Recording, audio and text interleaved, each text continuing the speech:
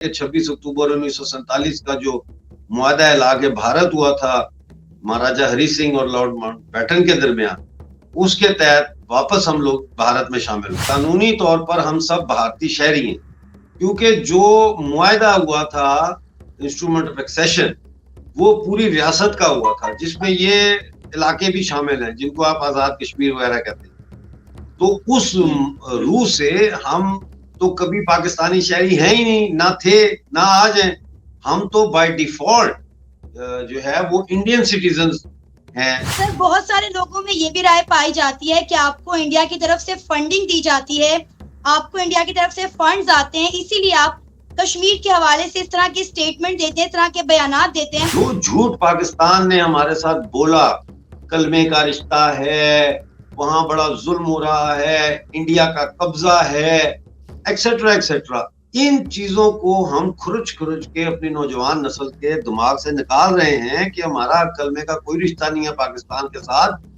ये तो बंगाल में मुस्लिम लीग बनी थी तो वो पाकिस्तान असल तो वो था, वो चले गए अलहदा अपना बांग्लादेश बना के। ये झूठ है कि इंडिया का कब्जा है जम्मू कश्मीर पे। इंडिया को तो इंस्ट्रूमेंट ऑफ एक्सेशन के बाद महाराजा हरि सिंह ने अपने रियासत बचाने के लिए बुलाया था, हमला तो पाकिस्तान ने किया था।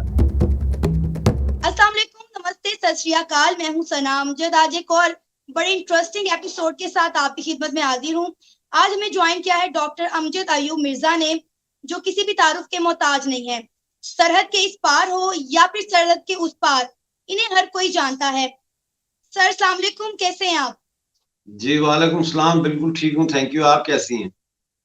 मैं भी ठीक, अल्हम्दुलिल्लाह। सर, बहुत बहुत शुक्रिया कि आपने अपना कीमती वक्त दिया हमें कि हम आपसे आपकी राय जान सकें। बड़े अरसे से मैं आपकी स्टेटमेंट पर सिर्फ आवाम की राय ले रही थी, आवाम के रिएक्शन ले रही थी। फाइनली मुझे ये मौका मिला कि आपके साथ आमने सामने हम जो है बैठकर गुफ्तगू कर सकें। बहुत सारे सवाल हैं, बहुत सारी चीजें हैं जो आपसे पूछना चाहती हूँ। सर, सबसे पहले मैं आपसे ये जानना चाहती हूँ कि आजाद कश्मीर के लोगों का असल मुद्दा क्या है, वो क्या चाहते हैं?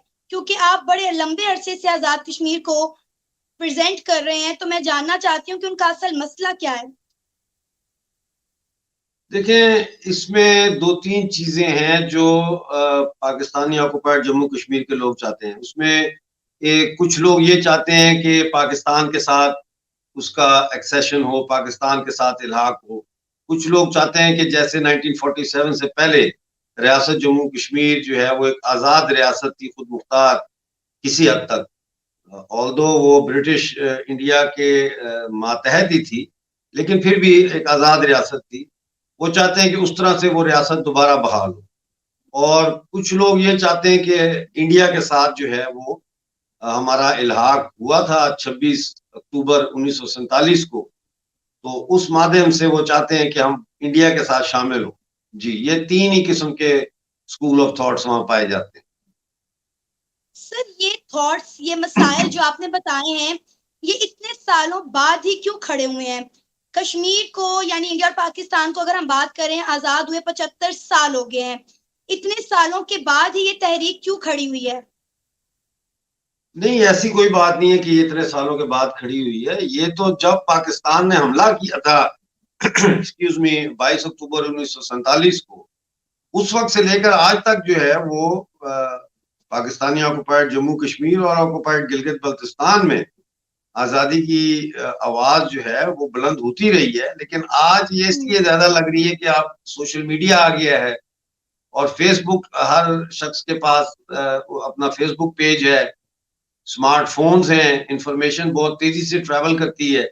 तो अचानक ऐसे लगता है ये कोई चीज अचानक हो गई है। ये अचानक नहीं हुई, ये मुसलसल जो है पाकिस्तानी ऑक्युपाइड जम्मू कश्मीर में आज़ादी की तहरीक चलती रही है। जैसा मैंने अर्ज किया कि पहले इसका ज्यादा फोकस जो है वो ये था कि रियासत जम्मू कश्मीर की आज़ाद खुद मुख्तार रियासत कायम की जाए, लेकिन उस पर हमने बड़ा काम किया और मैं ये समझता हूँ कि वो रियासत दोबारा कायम नहीं हो सकती। उसकी वजूहत हैं।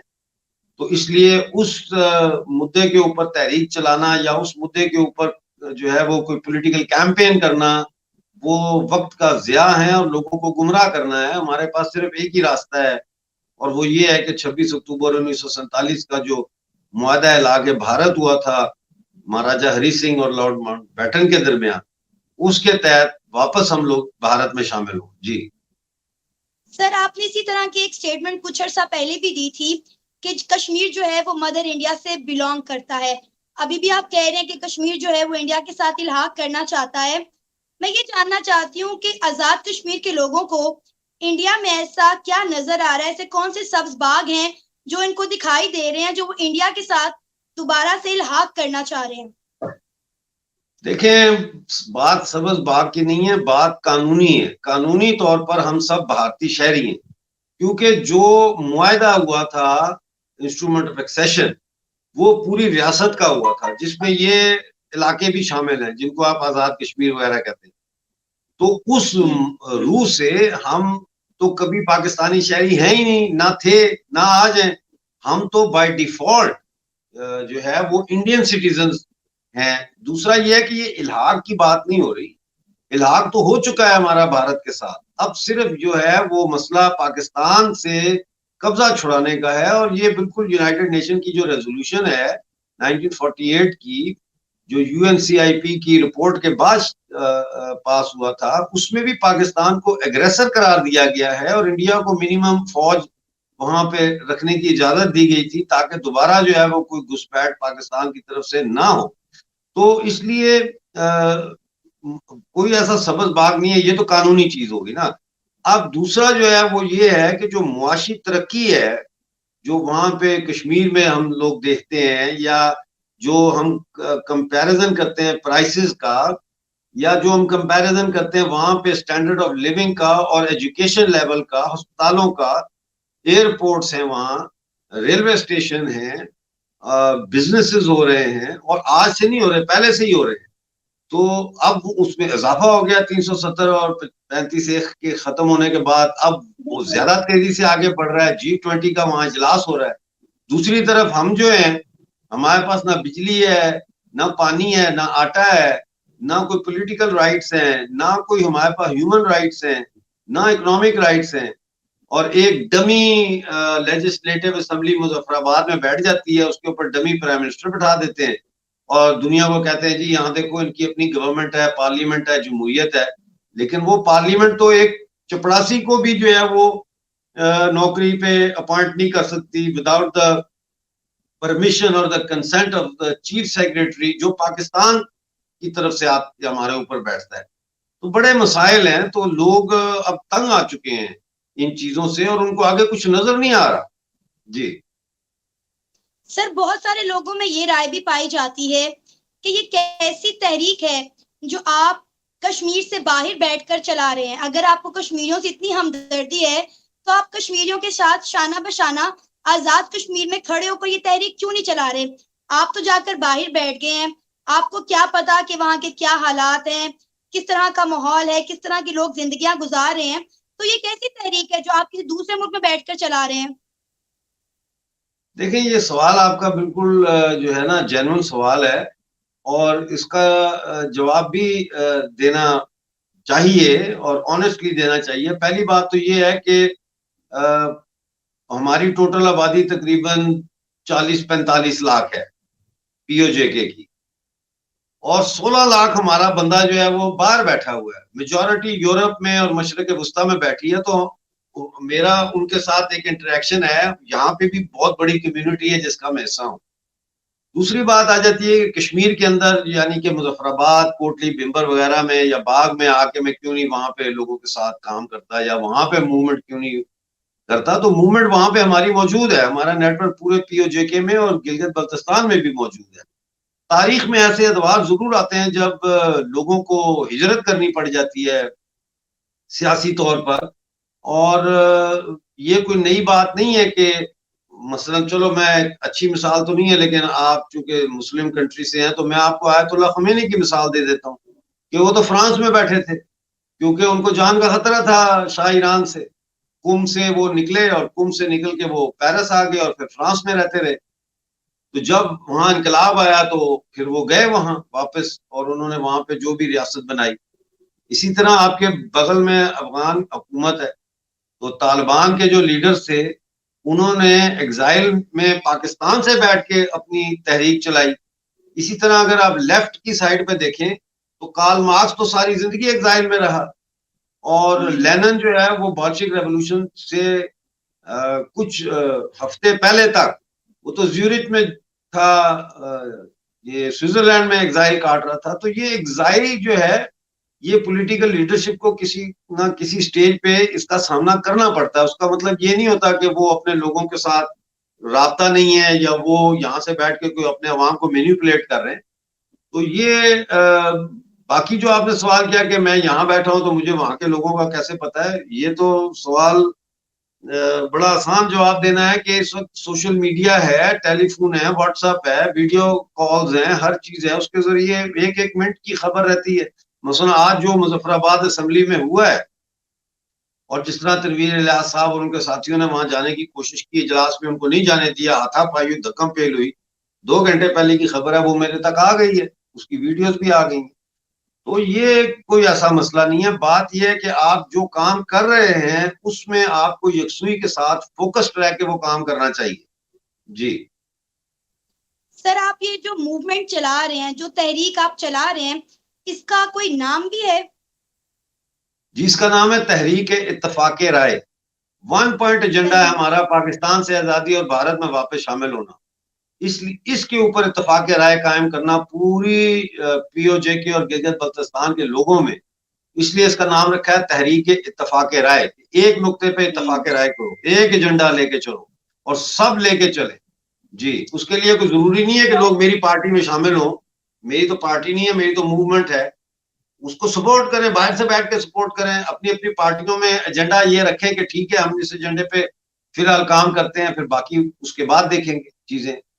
जी सर, बहुत सारे लोगों में ये भी राय पाई जाती है कि आपको इंडिया की तरफ से फंडिंग दी जाती है, आपको इंडिया की तरफ से फंड्स आते हैं, इसीलिए आप कश्मीर के हवाले से इस तरह की स्टेटमेंट देते हैं, इस तरह के बयानात देते हैं। जिस तरह की स्टेटमेंट्स आप देते हैं, जिस तरह के बयानात आप देते हैं, कभी कोई आजाद कश्मीर का लोग या बाशिंदा इस तरह के बयानात नहीं देता। जैसे कि आप कहते हैं कि हम मदर इंडिया से बिलोंग करते हैं और हम इंडिया का हिस्सा हैं, हमने इंडिया में दोबारा से शामिल होना है। तो आपको इस तरह की स्टेटमेंट देने के लिए इंडिया की तरफ से फंडिंग आती है, इस हवाले से क्या कहेंगे? फंडिंग का जहां तक ताल्लुक है, देखिए फंडिंग का ही तो मसला है। फंडिंग का ही तो मेरा मसला है। अगर मुझे फंडिंग आ जाए कहीं ना कहीं, कहीं से भी आ जाए फंडिंग, तो जाहिर है वो फंडिंग फिर पीओजेके में ट्रांसफर होगी, फिर वहां हम बहुत बड़ा काम कर सकते हैं। हमारे पास तो इतने पैसे नहीं होते कि हम जिनीवा जाएं, United nation human right council का सेशन अटेंड करने। 3 साल से मैं नहीं जा सका क्योंकि वो गिनते रहते हैं इतने पाउंड लगेंगे, इतना ये, और स्विट्जरलैंड बहुत महंगा है। वहां पे कॉफी जो है, एक कप कॉफी का 5 यूरो का है। एक पिज्जा जो अच्छा। है वो तकरीबन यूं समझ ले कि 25 से 30 यूरो का एक पिज्जा है, मार्गरेटा पिज्जा। इतनी महंगाई है। और फिर जो मुझे जानते हैं लोग, वो देख रहे हैं कि पिछले 4 साल से मैं यही कोट, यही शर्ट, यही टाई पहन के बैठता हूँ। कभी उसको चेंज कर लेता हूँ। 2 कोट है मेरे पास, एक ये है और एक नेवी, डार्क नेवी ब्लू है। और 5-7 शर्ट्स मैंने ली हैं, वो भी चैरिटी से ली हैं, 50-50 पैनी की। और वो मैं शर्ट्स चेंज करता रहता हूँ और टाइयां चेंज करता रहता हूँ। तो इस तरह से मैं काम चला रहा हूँ। एक मेरे पास जूते का है जो मैं अभी भी पहना हुआ है मैंने एक, जब तक वो कमबख्त फटेगा नहीं, वो तबाह और बर्बाद नहीं होगा, मैं दूसरा नहीं लूंगा। तो ये है कि जिंदगी सादा है बहुत, और एग्जाइल में जिंदगी बहुत सादा होती है। मुझे देखें, ये 3रा साल हो गया, मैं अपने बीवी बच्चों को भी नहीं मिल सका। मैं मतलब है कि बड़ी ये चीजें हैं, लेकिन फंडिंग की हमें बहुत प्रॉब्लम है। लोग डर के वजह से भी फंडिंग नहीं देते। और हम तो, मैंने तो कभी इंडिया से फंडिंग मांगी भी नहीं है, इसलिए कि वो मॉरली मुझे वो सही नहीं लगता। और कई लोग मुझे कहते हैं मेरे जो यूट्यूब चैनल पे कमेंट्स में कि how can we help you, how can we send you money.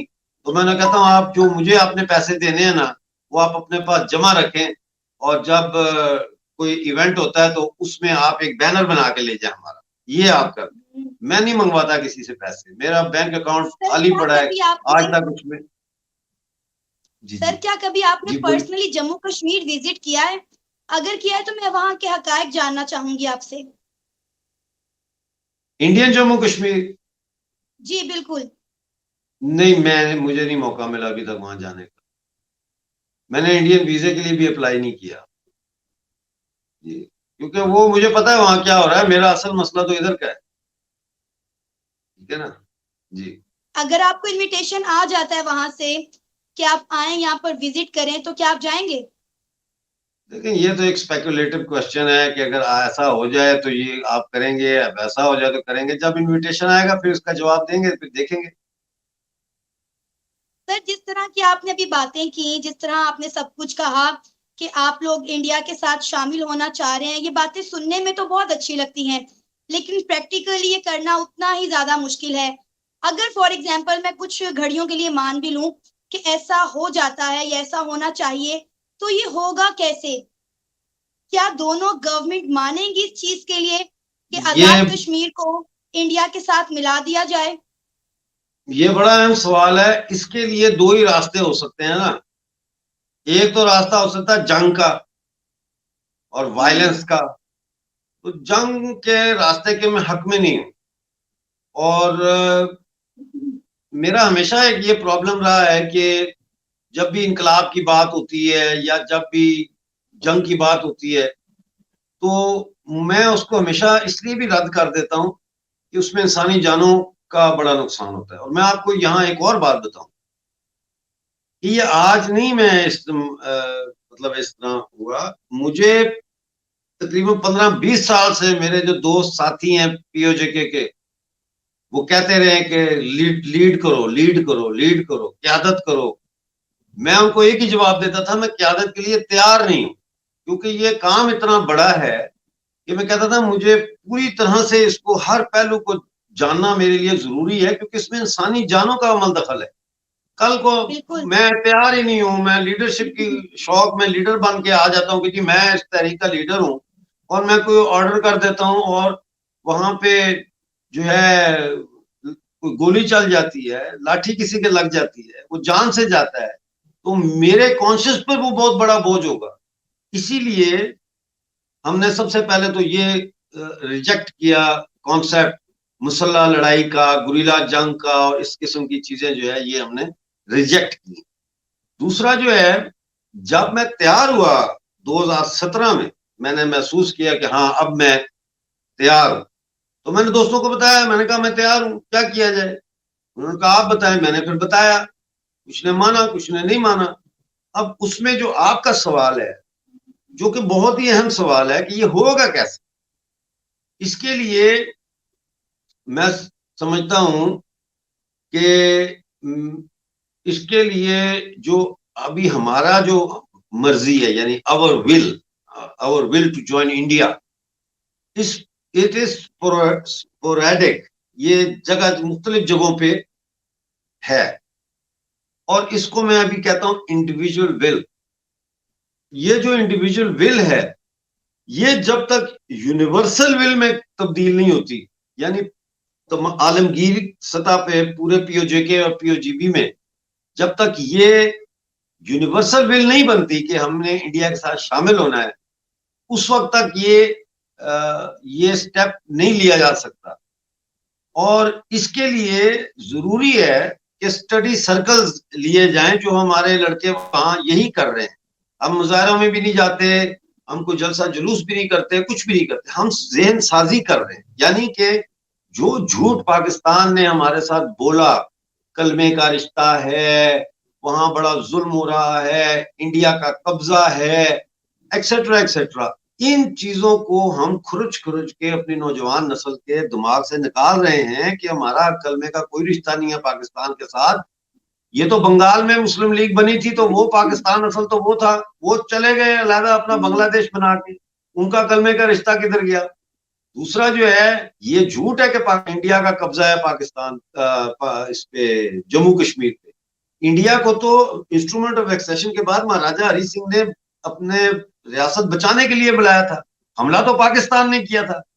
इसी तरह और चीजें हैं। इस वक्त हमारा जो है वो फिर हमारे बहुत बड़ा सवाल आ जाता है कि कौमी आजादी की लड़ाई और तबकाती जो जंग जो है, इसमें किसको अवलियत हासिल है? वो फिर हम समझाते हैं कि एक समाज में एक ही वक्त में मुख्तलिफ तजादात मौजूद होते हैं एक्सक्यूज मी, जिसमें कौमी तजाद है, तबकाती तजाद है, लसानी तजाद है, जिनसी तजाद है, ये अपनी जगह तब्दील करते रहते हैं। इस वक्त हमारा बुनियादी तजाद तबकाती तजाद नहीं है, उस बुनियादी तजाद हमारा तबकाती तजाद ही है, लेकिन उसको अवलियत हासिल नहीं है। अवलियत कौमी तजाद को हासिल है। लिहाजा कौमी आजादी की जदोजहद जो है वो हमारे लिए ज्यादा अहमियत रखती है इस वक्त। तो ये इस तरीके से जब ये यूनिवर्सल विल बनेगी तो फिर जाके ये तब्दीली आएगी। जी सर, जब तक ये कश्मीर का मसला हल नहीं होता, आपको नहीं लगता कि कम से कम कश्मीरियों के लिए बॉर्डर्स खुलने चाहिए ताकि दोनों कश्मीर, दोनों पार्ट जो हैं वो आपस में मिल सकें, इधर से उधर लोग जा सकें? क्योंकि बहुत सारी फैमिलीज हैं जो आजाद कश्मीर की मकबूजा कश्मीर में रहती हैं, जम्मू कश्मीर में रहती हैं, और जम्मू कश्मीर के कुछ फैमिलीज हैं जो आजाद कश्मीर में रहती हैं, जो आपस में मिल नहीं पा रहे। बिल्कुल, हमारा मुतालबा है कि इस वक्त भी हमारा ये मुतालबा है कि फौरी तौर पर जो है कम से कम ट्रेड रूट खोले जाएं, ताकि हमारे लोग वहां से कुछ सब्जी, कोई आटा, दाल, चीनी, कोई प्याज, टमाटर तो खरीद के ला सके। हम 3 किलोमीटर के फासले पे मंडी है पीओजे से, लेकिन हम वहां जा नहीं सकते। अपनी ही जमीन है, अपनी ही धरती है, अपने ही लोग हैं, लेकिन हम वहां सब्जी लेने नहीं जा सकते। और बॉर्डर खुलने चाहिए, बिल्कुल, पहले भी खुले थे बॉर्डर।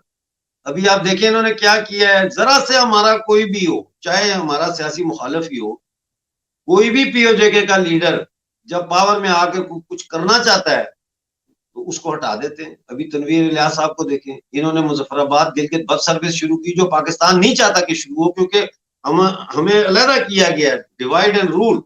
तो हम अगर मिलेंगे जुलेंगे, आना जाना हमारा शुरू हो जाएगा, तो हमारे अंदर इत्तेहाद पैदा होगा। फिर $15 मिलियन का सऊदी अरेबिया से एजुकेशन प्रोजेक्ट तनवीर इलियास ने लिया। कैसे ये बर्दाश्त करेंगे कि हम लोग जो मिडिल ईस्ट में, यूरोप में, वेस्ट एशिया में टैक्सियां चलाते हैं, ये होटलों पे काम करते हैं, ड्राइविंग करते हैं, फोक लिफ्टर हैं, सिक्योरिटी गार्ड की जॉब करते हैं, वो कल डॉक्टर बन जाए, इंजीनियर बन जाए, आईटी स्पेशलिस्ट बन जाए। पाकिस्तान नहीं बर्दाश्त कर सकता ये। लिहाजा बहाना बना के उसको इक़्तिदार से बाहर निकाल दिया। हालांकि हम तनवीर इलियास के सपोर्टर नहीं है, वो प्रो पाकिस्तानी है, हम प्रो इंडिया है। लेकिन आपको एक मिसाल दे रहा हूं कि पाकिस्तान बर्दाश्त ही नहीं कर सकता कि कोई पीओजे के अंदर कोई तरक्की हो, कोई बंदा कोई ऐसा काम करे जिससे तरक्की हो। तो बॉर्डर खुलने चाहिए। सही। सर, एंड पे वो लोग जो आपको देख रहे हैं इंडिया से, पाकिस्तान से या किसी और दूसरी कंट्री से, आप उन्हें क्या कहना चाहेंगे अपनी इस मूवमेंट के हवाले से, अपनी इस तहरीक के हवाले से? मैं 2 बातें कहना चाहूंगा। एक तो मैं ये कहना चाहूंगा कि जैसे सना है, जैसी और हमारी लड़कियां हैं पंजाब में, पाकिस्तान में, जो इतना मुश्किल काम कर रही हैं, यूट्यूब चला रही हैं, कंट्रोवर्शियल टॉपिक्स पे वो खुला के लोगों के व्यूज लेती हैं, गेस्ट के। तो एक तो ये आप सोच लें कि इसका मतलब ये है कि रियासत इतनी कमजोर हो चुकी है पाकिस्तान की कि वो अब उस तरह से अपनी ही अवाम पर जुल्म नहीं कर सकती जिस तरह आज से 25-30 साल पहले वो करती थी। और ज़िया का जमाना था और वो किस तरह से जो है वो कंट्रोल किया था अवाम को। तो हमारी जो ये बेटियां हैं पाकिस्तान में जो रहती हैं, वो उन्होंने आज़ादी कोई ऐसे प्लेट पे रख के हासिल नहीं की, बड़ी जद्दोजहद की है। वुमेन एक्शन फोरम ने बड़ा काम किया है और औरतों की तंजीमों ने बड़ा काम किया है। तो मैं यही कहना चाहता हूं कि हम पाकिस्तान के लोगों के खिलाफ नहीं है, हम पाकिस्तानी रियासत के जबर के खिलाफ। इसका मतलब ये है कि हम जब पाकिस्तान से निकल के इंडिया के साथ शामिल हो जाते हैं तो कश्मीर का मसला हल हो जाता है। फिर हमारे और आपके दरमियान अवामी सतह के ऊपर जो है वो कोई रंजिश या कोई खलिश बाकी नहीं रहती। तो ये पूरा खिता तरक्की कर सकता है, पूरा खिता। और अभी तक IMF पाकिस्तान को लोन नहीं दे रहा और बहाने बना रहा है, कभी कुछ कहता है कभी कुछ कहता है, लोन नहीं दे रहा। UAE ने $1 बिलियन का दिया है लोन, और IMF की शर्त थी कि अगर UAE लोन देगा $1 बिलियन तो हम करेंगे। लेकिन आज फिर उन्होंने बयान दे दिया IMF ने कि अभी कुछ और इस्लाहात, तल्ख इस्लाह, सख्त इस्लाहात की जरूरत है। तो वो इस्लाहात का मतलब क्या है? अवाम का खून निचोड़ना। तो आपका खून निचोड़ने से पहले वो हमारा खून निचोड़ते हैं ना। हमारे जंगलात काटते हैं, हमारी बिजली पीओजे की आपसे पंजाब से महंगी है। तो मैं यही कहूंगा हमारी तहरीक को सपोर्ट करें, spread the word and let's all live happily together. Thank you so much sir, आपने अपना कीमती वक्त हमारे इस प्रोग्राम के लिए निकाला और अपने कीमती अल्फाज का, अपने कीमती राय का इजहार किया हमारे इस प्रोग्राम में। उम्मीद है हमारे व्यूअर्स को हमारी आज की डिस्कशन पसंद आई होगी और लोगों के दिमागों में जो मुख्तलिफ सवालात हैं उन्हें जवाब भी उनके मिल गए होंगे। Thank you so much once again कि आपने अपना कीमती वक्त हमें दिया। अल्लाह हाफिज। Thank you for having me.